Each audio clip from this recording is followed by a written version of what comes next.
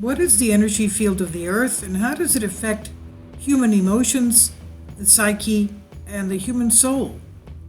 Everything now leads to the fact that our planet is covered by an invisible magnetic field, and although we mentioned enough in the past, we'll focus on another property of the field.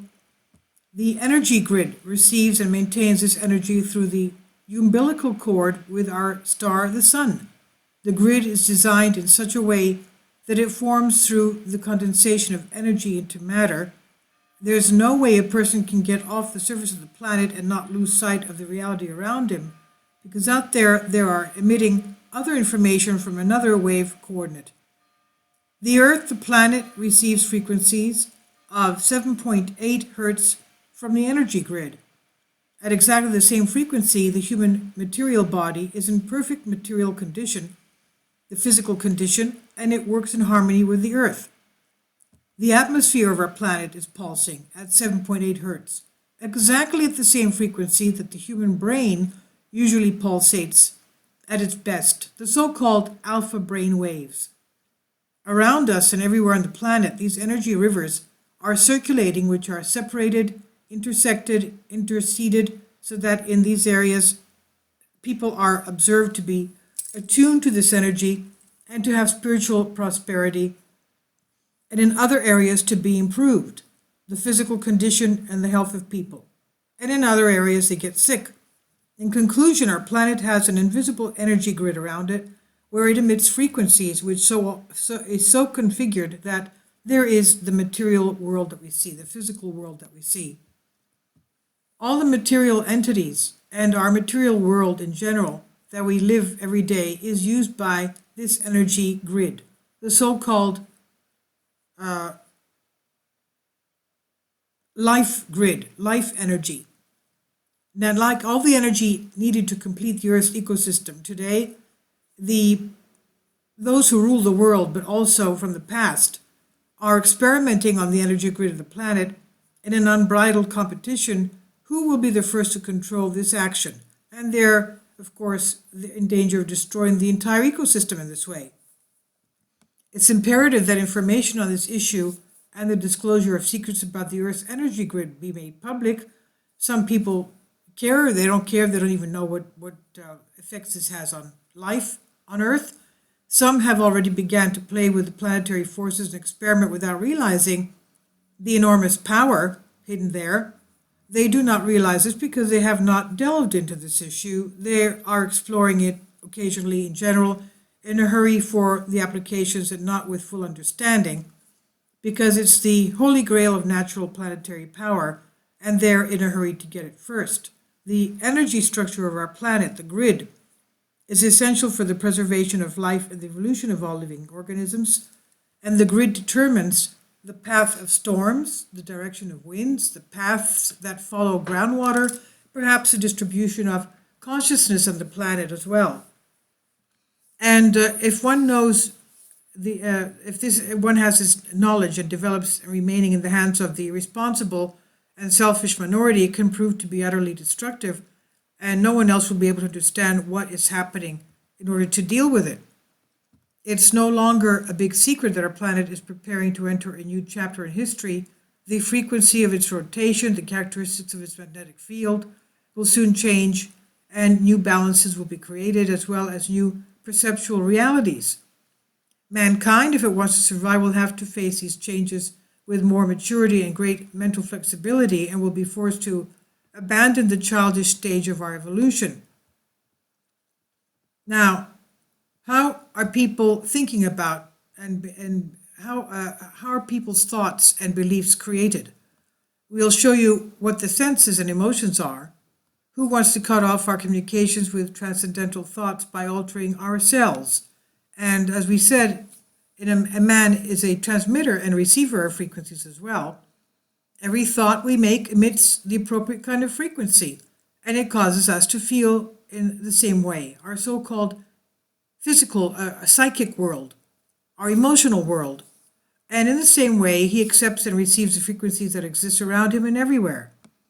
This psychic world is divided into two types of frequencies. One is the brain's consciousness, which produces emotions in relation to the material being, and the other is our unconscious, which receives transcendental frequencies but also transmits beyond the material being.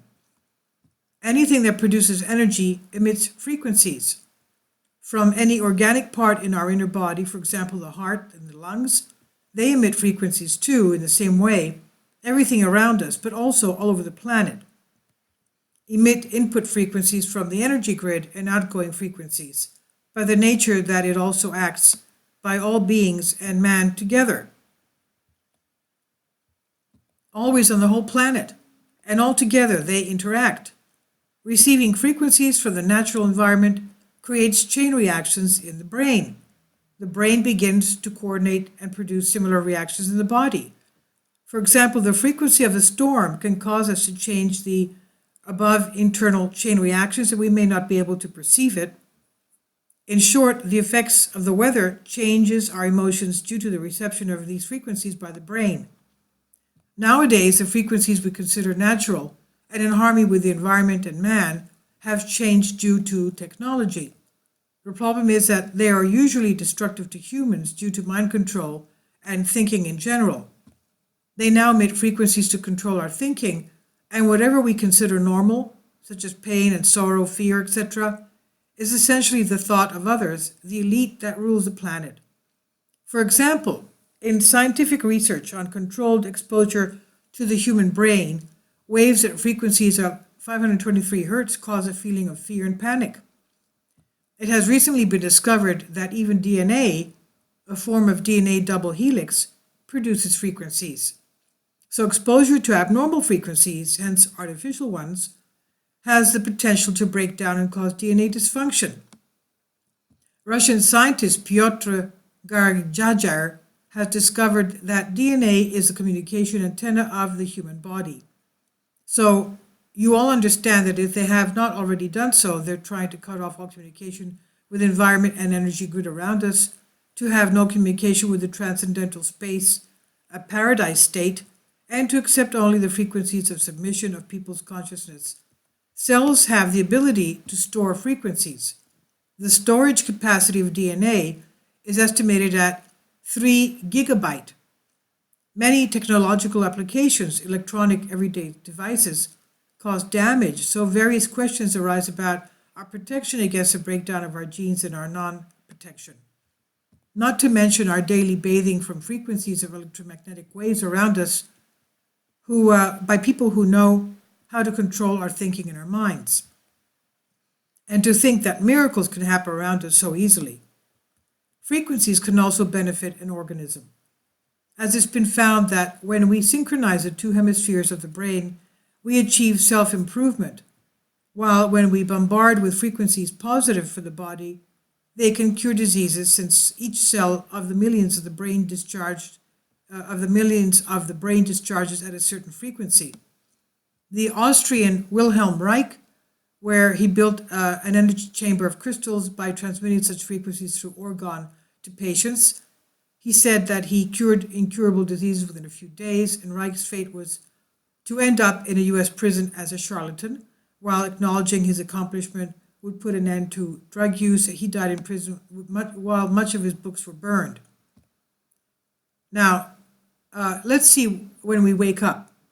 What can we say about this very big issue? To be strong. And we think that we didn't get to talk about transcendental frequencies in another post. The Ascos of Aeolos, the winds of Aeolos, have been opened, and the problem is that humans are fools to handle this action. So it's now clear that emotions are negative and positive, and it is understood that the soul has only positive emotions. So our ancestors were right, and in fact, Hermes Trismegistus, when analyzing what the soul is, separated our mortal body as the recipient and embodiment of the frequencies or energies of positive and negative. And the soul, he told us, has on its own perfect frequencies, the positive energies, and in which soul no other energies enters from outside, nor do its own perfect frequencies come out of the soul, the energies. And now it's understood what Christ said, that in the heavenly world, yes and no prevails. There is nothing negative in the imaginary world because bodies are also divine. Unlike us here, who are both worn out and living in a constant conflict of the two opposites. So what does this mean? What world do we live in? It is another matter for discussion. Hermes Trismegistus was talking about actions, and we were looking to find out what was, and finally, miraculously, the solution was found, how energies are frequencies, of course. And Hermes texts the energies, frequencies, he says, as they are incorporeal, are found in the bodies and act through them. Of the energies and frequencies, some belong to the sulfur bodies and others to the perishables. Divine are those who dwell in immortal bodies, the souls, which are also perfect, since they work on a perfect body. In a human or a mortal body, there are many times a second and third energy without I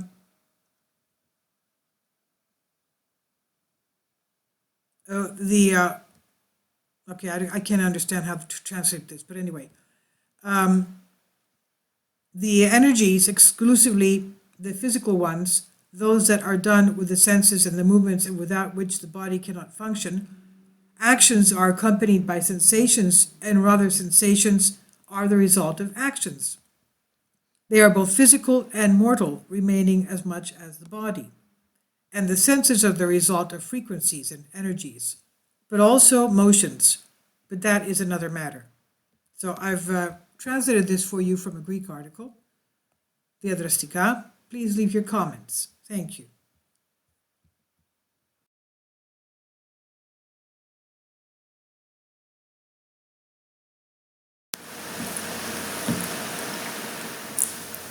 If you'd like to join me on my Patreon account, you will hear content not covered by mainstream media.